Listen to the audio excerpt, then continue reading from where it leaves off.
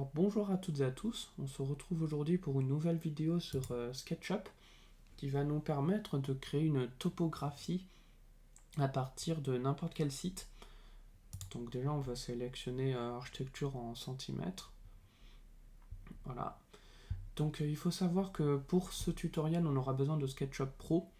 Donc si vous avez besoin d'une vidéo tutoriel pour craquer ce logiciel, n'hésitez pas à le mettre en commentaire. Ensuite, il faut savoir que le fichier qui va sortir de ce logiciel va être un DWG 3D. Donc un fichier avec des lignes topographiques en DWG, donc avec des coordonnées X, Y, Z. À partir de ce fichier-là, on pourra ensuite l'importer sur SketchUp, Archicad, Revit. Dans cette vidéo, je vais vous montrer comment l'importer sur Revit. Donc déjà, on va créer un nouveau fichier SketchUp. Donc en supprimant bien le personnage qui est là, c'est très important, sinon ça créera des gros problèmes au niveau du fichier qu'on va sortir. Et grâce à SketchUp Pro, on peut importer un site, donc ajouter un emplacement. Alors il faut savoir que quand vous sélectionnerez ça pour la première fois, vous allez devoir vous connecter. Donc si vous avez un crack, ça marche quand même. Il suffit de vous connecter sur le site Trimble, je crois c'est le nom. Voilà, il faudra juste se connecter et voilà, après vous aurez accès à ça. Donc voilà, ici je vais choisir un site avec un gros massif montagneux, comme ça, ça montre bien qu'on peut prendre n'importe quel site en fait. Parce que c'est quand même le point fort de cette technique, c'est que ça marche avec vraiment n'importe quel site. Alors, on peut choisir n'importe lequel. Voilà, ici on a une belle chaîne de montagnes. Voilà. Donc ici je continue à zoomer comme il est marqué ici, parce qu'il faut avoir un certain niveau de zoom pour sélectionner une région. Voilà.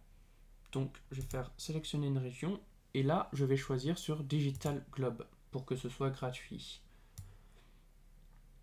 Hop, voilà, je vais sélectionner toute cette région. Je vais cliquer sur importation. On va laisser le logiciel faire. Et là, on se rend compte que le fichier est tout plat. Enfin, que le site est tout plat. Donc, il suffit de cliquer là-dessus pour activer la topo. Voilà, donc on l'a ici. Et maintenant, on va déjà commencer par cliquer dessus. Et le cadre rouge indique qu'il est verrouillé. Donc, on va tout de suite le déverrouiller, comme ceci. On va se mettre en vue du dessus, c'est très important, pour ensuite créer un rectangle. Donc avec soit en cliquant là-dessus, soit en faisant le raccourci R. Moi j'utilisais raccourci pour aller beaucoup plus vite. Donc on va créer un rectangle comme ça, qui prend cette place-là. Donc il faut faire en sorte que ce soit bien un rectangle bleu, pour que ce soit bien dans l'axe. Voilà, on va le créer. Ensuite on va repasser en mode sélection, donc en appuyant sur espace, en cliquant ici. On va maintenant double-cliquer sur ce rectangle. Tac, tac. Ça, on peut voir que ça sélectionne tout le rectangle. Et on va en créer un groupe. Comme ceci. Ensuite, on va déplacer ce rectangle pour qu'il soit en dessous des montagnes. C'est très très important. Donc on va prendre l'outil déplacer. Donc avec le raccourci M, comme move. On va le descendre sur l'axe bleu. Donc il faut bien s'assurer que l'axe est bleu. Voilà. Enfin, que l'axe de déplacement soit bleu. Hop, on va le mettre tout en dessous. Là, on peut voir qu'il est bien en dessous. On va double-cliquer dedans pour rentrer dans le groupe. Et là, on va utiliser l'outil pousser-tirer.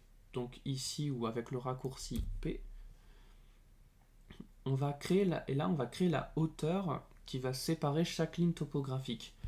Donc ici, si c'est pour importer dans les logiciels, il faut être à peu près précis, mais pas trop.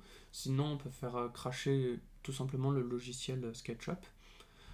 Donc on va ici mettre, donc c'est en centimètres. On va mettre une hauteur de 20 mètres. Donc 200. Tac. Voilà, non, c'est même un peu pas assez. Bon, on va mettre une hauteur à peu près comme ça. Donc ici on est à 4000 cm. Donc on peut le voir en bas à droite. Donc je vais ici sélectionner. Je vais donc ici mettre 4000 cm de hauteur. Je trouve que c'est à peu près bon. C'est pas trop. Voilà.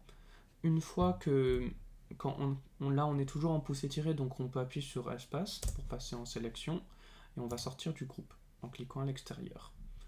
Donc là on peut voir qu'on a une hauteur à peu près bonne pour bien prendre chaque ligne, enfin à peu près toutes les lignes topographiques. On peut même un peu réduire, je vais la mettre de moitié. Voilà, je vais descendre de 1500. Voilà. Donc c'est vraiment pour éviter de faire cracher le logiciel, hein, parce que ça a ses limites. On va cliquer dessus. On va prendre l'outil déplacer. Donc avec le raccourci M, on va cliquer en bas. Et là, on va appuyer sur CTRL. CTRL qui permet de copier. Donc on va mettre là, on va mettre cette ligne pile poil au-dessus de l'autre bloc, comme ceci. Et là, vous ne touchez à rien et vous appuyez sur x, donc sur la petite étoile comme on peut le voir en bas à gauche, à droite. Et là, je vais le recopier, allez, je vais dire x30, comme ça refait la fonction 30 fois. Là, on voit que c'est pas assez, donc je vais refaire donc x10. Ah, ça réduit, donc je vais plutôt mettre x50. C'est encore pas assez. On va passer à 70. Voilà. Pour faire en sorte que ça prenne toute la topographie. Voilà. Donc maintenant qu'on a tout sélectionné, on va faire CTRL A pour tout sélectionner en fait. Sinon, vous pouvez faire comme ça. Moi, je préfère le raccourci CTRL A. Et là, je vais faire un clic droit, interjection des faces avec la sélection. Voilà, quand ça désélectionne, c'est bon. Et là, on peut simplement supprimer juste le rectangle comme ceci. Voilà. Et là, on a créé des lignes de niveau tout sur la montagne. Donc, on va aussi supprimer ça. Tac. C'est la petite partie un peu embêtante. Donc là.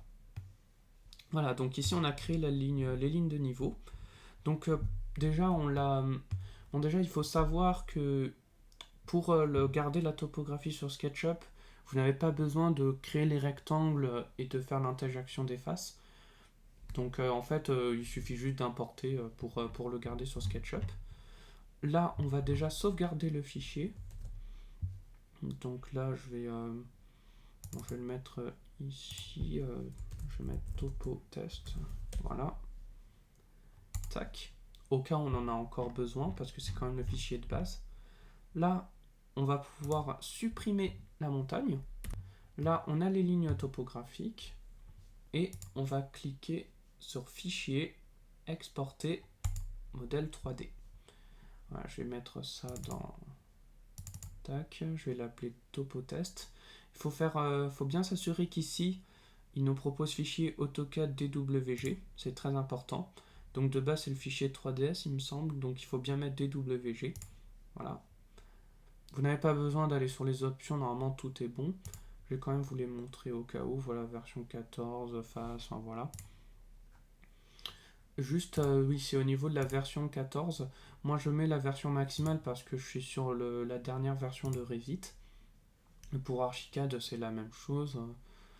Donc là, on va cliquer sur exporter. Voilà, là, ça c'est fait. On peut fermer le logiciel, on peut fermer SketchUp. Je vous conseille de ne pas l'enregistrer, comme ça vous aurez toujours le site. Ensuite, on va ouvrir Revit. Donc ici, Revit 2023. On va faire un nouveau modèle. Donc, on va prendre gabarit architectural. Je prends toujours ça. On va d'abord aller dans Insérer. Voilà. On va importer CAO.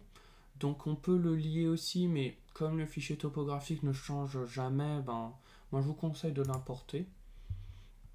Donc on va aller dans le dossier où on a choisi. Je vais prendre topo test. Ouvrir. Donc là il faut savoir que ça s'est importé mais que ça ne s'affiche pas à l'écran. On va aller en vue 3D pour mieux voir tout ça. Il y a l'image qui s'est mise dedans. Ce n'est pas... Vous inquiétez pas, ce n'est pas très grave. Si vous voulez pas l'afficher, vous appuyez sur VV, catégorie importée, et là, vous pouvez enlever ça. Le calque 0, en fait, c'est le calque où il y a juste les lignes topographiques. Donc là, vous pouvez enlever ça. Tac. Et là, vous allez sur volume et site, surface topographique, créer à partir d'importation, sélectionnez l'occurrence importée, vous sélectionnez celui-là. Et là, il faut faire très attention de sélectionner que le calque 0. C'est très important. Voilà. Et là, on peut voir que ça l'a créé. Donc là, on peut finir la surface. Et là, vous avez le site donc sur Revit en 3D comme vous le souhaitez. Donc pour les cracks, n'hésitez pas à le mettre en commentaire si vous en avez besoin. Donc j'ai aussi craqué Revit si vous voulez savoir par rapport à ça. Donc voilà, n'hésitez pas à le mettre en commentaire. Et sur ce, je vous dis à la prochaine. N'hésitez pas à vous abonner ou à laisser un j'aime ou de mettre en commentaire si vous avez des pistes d'amélioration. Et sur ce, je vous dis à la prochaine.